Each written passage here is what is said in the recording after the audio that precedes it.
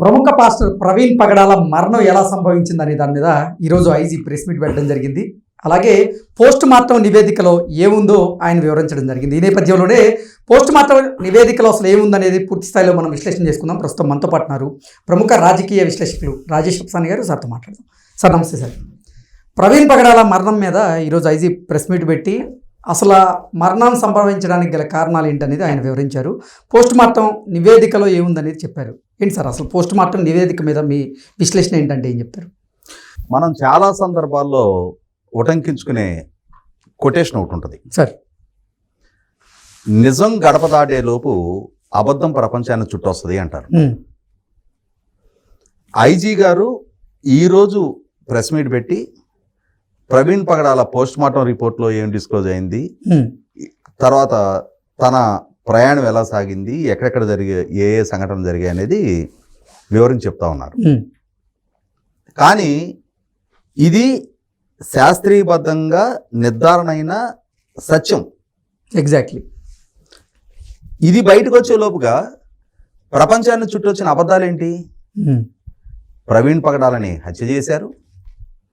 పోలీసులు విడుదల చేస్తున్న సీసీటీవీ ఫుటేజుల్లో ఉన్నది ప్రవీణ్ పగడాల కాదు. ప్రవీణ్ పగడాలని విజయవాడలోనే చంపేసి ఆయన లాంటి పర్సనాలిటీ ఉన్న ఇంకొక వ్యక్తికి ఆ బట్టలేసి ఆ హెల్మెట్ పెట్టి ఆ బండి తీసుకెళ్ళి అక్కడ యాక్సిడెంట్ జరిగినట్టుగా చిత్రీకరిస్తా ఉన్నారు. సనాతన ధర్మం అంటున్న పవన్ కళ్యాణ్ గారు, జిఆర్ స్వామి, అమిత్ షా గారు వీళ్ళందరూ కలగలిసి కూడబలుక్కొని ప్రవీణ్ పగడాలని హత్య చేశారు. దానికి 6 కోట్లు ఖర్చు పెట్టారు. అంటే నక్కను కొట్టినాడల్లా వేటగాడేనని చెప్పని ఒక అనుమానం క్రిస్టియన్ కమ్యూనిటీలో చొప్పించి ఆ చొప్పించిన అనుమానాన్ని నిజం అని చెప్పి నమ్మించడం కోసం ఎక్కడ లేని తాపత్రయపడి చాలామంది ముందుకు వచ్చేశారు. ఒకనాడు ప్రపంచవ్యాప్తంగా పేరెన్నికగన్న మత ప్రబోధకుడుగా పేరున్న కేఏ పాల్ దగ్గర నుంచి, 2 సార్లు లోక్సభకు ప్రాతినిధ్యం ఇచ్చిన హర్ష్ కుమార్ దగ్గర నుంచి, ఇక ఫాస్టర్లు అయితే లెక్కే లేదు. ఎవరికి తోచిన భాష వాళ్ళు వాడారు. అంటే ఈ జరుగుతున్న సీక్వెన్స్ అంతా చూస్తే మనకు అర్థమైంది ఏంటంటే ప్రవీణ్ పగడాల అనే అతను చనిపోయాడు. ఆ చనిపోయిన ఎమోషన్ని ఎవరికి అనుకూలంగా వాళ్ళు అడ్వాంటేజ్గా మలుచుకోవడానికి ఎవరి ఎజెండా ప్రకారం వాళ్ళు వర్క్ చేశారు. వీళ్ళలో ఎంతమందికి ప్రవీణ్ పగడాల పట్ల ప్రేమ ఉందో తెలియదు. ఎగ్జాక్ట్లీ. అతను చనిపోవడం పట్ల నిజమైన కన్సర్న్ ఉందో తెలియదు. ఆ చనిపోయిన కుటుంబం పట్ల ఎంతమందికి వాళ్ళకి ఏదైనా అండగా నిలవాలి అని చెప్పనే తాపత్రయం ఉందో తెలియదు. కానీ ఎవరికి వాళ్ళు మేమే క్రిస్టియన్లకు ఛాంపియన్లు అని చెప్పని చూపించుకునే ప్రయత్నం చేశారు. ప్రభుత్వాన్ని దుమ్మెత్తిపోశారు, పోలీస్ డిపార్ట్మెంట్ని దుమ్మెత్తిపోశారు, హిందూ సంఘాలను దుమ్మెత్తిపోశారు, ఏ సంబంధం లేని వాళ్ళని. అవును.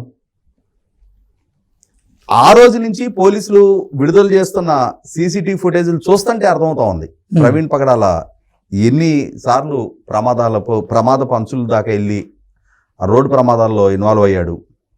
తను వైన్ షాపుల్లోకి వెళ్ళి కొనుగోలు చేసింది. సహజంగా ప్రవీణ్ పగడాల చనిపోయాడు. ఆ చనిపోయిన అంశం యాక్సిడెంట్ మరణమైనా ఎవరైనా హత్య చేసినా మెడికల్ లీగల్ కేసు కాబట్టి పోస్ట్ మార్టం చేస్తారు. ఆ పోస్ట్ మార్టం రిపోర్ట్లో ఏ విధంగా ఈ మరణం సంభవించింది అనేది శాస్త్రీయబద్ధంగా నిర్ధారణ అవుతుంది. ఆ నిర్ధారణ అయ్యే దానితో వాళ్ళ కుటుంబానికి కూడా నిజమేంటి అబద్ధం ఏంటి అనేది వాస్తవం తేలుతుంది. అవును. యూజువల్గా ఈ ప్రక్రియ జరగనిచ్చున్నట్టయితే ఇవాళ ప్రవీణ్ పగడాల సమాజంలో ఇంత చర్చనీయాంశం అయ్యి ఉండేవాడు కాదు. కానీ ఇందాకే చెప్పినట్టుగా ఎవరి ఎజెండాతో వాళ్ళు దీన్ని ఒక వివాదాస్పదం చేసి దాని నుంచి మైలేజ్ తెప్పించుకునే ప్రాసెస్లో భాగంగా ప్రవీణ్ పగడాల బతుకు పదాలకు తీసుకొచ్చారు. ఇవాళ ప్రవీణ్ పగడాల చనిపోవడంతో ఇమ్మీడియట్గా విక్టిమైజ్ అయ్యేది ఎవరు? వాళ్ళ కుటుంబ సభ్యులు, కట్టుకున్న భార్య, అతను కన్న పిల్లలు, అతన్ని కన్న తల్లిదండ్రులు, అతను తోడబుట్టిన అన్నదమ్ములు. ఫస్ట్ ఇమ్మీడియట్గా ఎఫెక్ట్ అయ్యేది వీళ్ళు.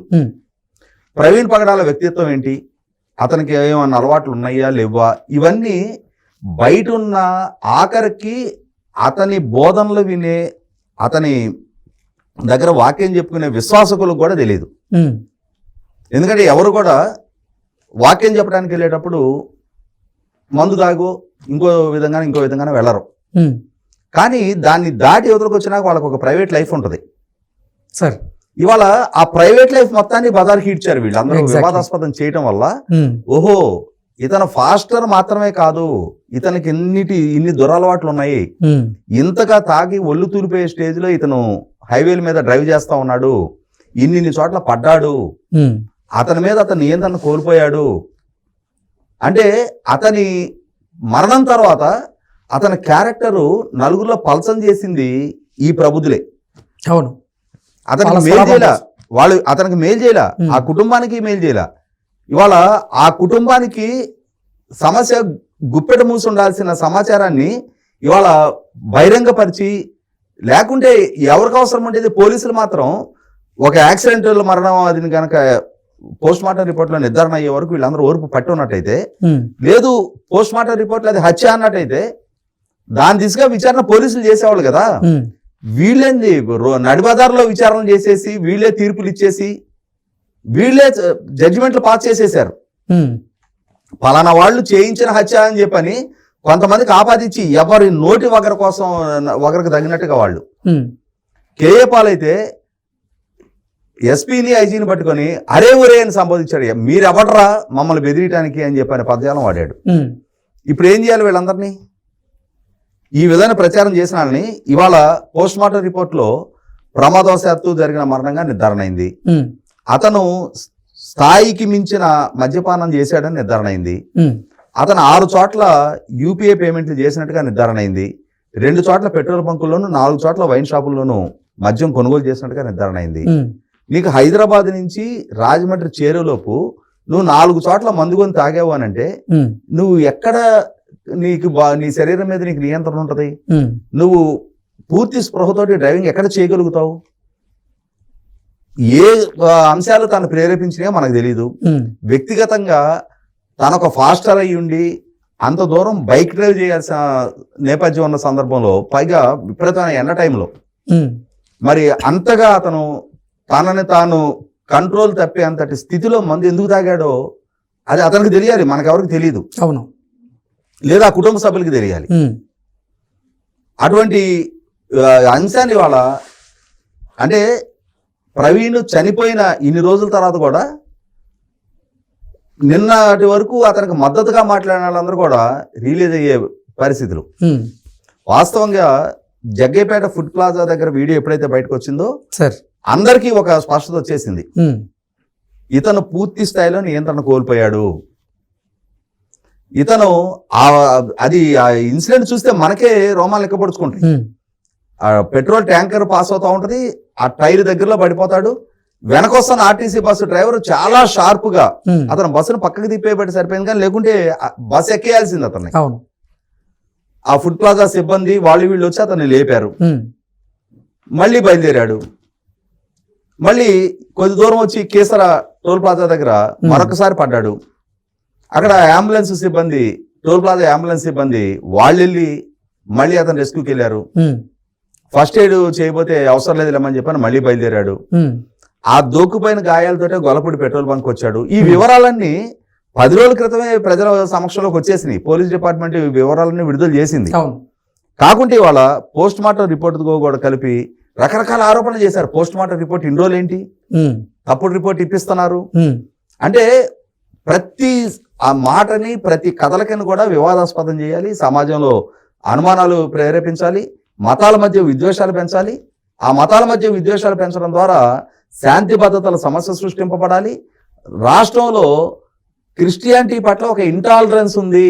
ఎందుకంటే ఇక్కడ ఎన్డీఏ కూటమి ప్రభుత్వం కొనసాగుతూ ఉంది కాబట్టి, కేంద్రంలో కూడా ఎన్డీఏ కూటమి ప్రభుత్వమే, ఈ రాష్ట్రంలో ఉన్న తెలుగుదేశం జనసేన అక్కడ అధికార భాగస్వాములుగా ఉన్నారు కాబట్టి భారతీయ జనతా పార్టీని బూచిగా చూపించాలి. అలాగే హిందుత్వాన్ని బూచిగా చూపించి రాష్ట్రంలో క్రిస్టియానిటీ పట్ల ఒక ఇంటాలరెన్స్ ఉంది అని చెప్పనే ఒక అభిప్రాయాన్ని రాష్ట్ర వ్యాప్తంగా, దేశవ్యాప్తంగా, ప్రపంచవ్యాప్తంగా కూడా అటువంటి ఒక అభిప్రాయాన్ని కలిగించాలి అనే ఒక దురుద్దేశంతో, కుట్రకోణంతో ఎవరిచ్చిన స్క్రిప్ట్ను ఈ విధంగా ఫాలో అయ్యారు. మనకి తేటతెల్లం అయింది కదా. ఈ ముందుకొచ్చి మాట్లాడిన ఫాస్టర్లు అందరికందరూ కూడా వైసీపీ పార్టీ తోటి క్లోజ్డ్ అటాచ్డ్గా ఉన్నాళ్ళు, వాళ్ళ క్యాడర్లో అంటే వివిధ హోదాల్లో పనిచేస్తున్నాడు వైసీపీ పార్టీలో. వైసీపీ మైనార్టీ విభాగంలో పనిచేసిన వాళ్ళు ఉన్నారు, వైసీపీ విద్యార్థి విభాగంలో పనిచేసిన వాళ్ళు ఉన్నారు. మరి ఇంతమంది కలగలిసి ఈ విధంగా లేని సమస్యను ఉన్నట్టుగా సృష్టించి, జరగని తప్పును జరిగినట్టుగా సృష్టించి, సమాజంలో ఉద్రిక్తతలు పెంచడానికి బాధ్యులైన వాళ్ళు ఒక్కొక్కడు ఓచకోత కోస్తాం నా కొడకల్లారా అని మాట్లాడారు. అసలు ఆ పదజాలం చూడు. మరి ఇవాళ ఐజీ గారు ఇచ్చిన వివరాలతోటి ఇంతమంది నోళ్లు మూతపడ్డాయి సరే, ఇంత అసత్య ప్రచారాలకి సమాజంలో జాతుల మధ్య ప్రజల మధ్య వైరం పెంచడానికి, విద్వేషాలు పెంచడానికి, శాంతి భద్రతలకు విఘాతం కలిగించడానికి కుట్ర చేసినందుకు వాళ్ళ మీద కఠినంగా కేసులు నమోదు చేయాలి. అంటే ఇవాళ వాస్తవాలు ఒకటి రివీల్ చేస్తే సరికాదు, ఈ విధమైన కుట్రకోణానికి పాల్పడ్డ వ్యక్తులను ఐడెంటిఫై చేసి వాళ్ళని, మనకి అజయ్ అనే అతను, బెన్నీ లింగం అనే అతను మనకందరికీ ఎదురుగా ఉన్న 10 మందిలో తెలిసిన వ్యక్తులే. అవును. కాబట్టి ఒక్కొక్కళ్ళని ఐడెంటిఫై చేసి వాళ్ళని విచారణకు పిలిపించి వాళ్ళ వెనక ఎవరెవరు ఉన్నారు, ఎవరెవరు ఈ కుట్రలో భాగస్వాములు, ఈ మరణాన్ని అడ్డు పెట్టుకొని రాష్ట్రాన్ని ఒక అశాంతి ఉన్న రాష్ట్రంగా మార్చాలని ప్రయత్నం చేసిన వ్యక్తులు ఎవరు అనేది చట్టపరంగా నిర్ధారణ చేయాలి. Okay sir, thank you so much.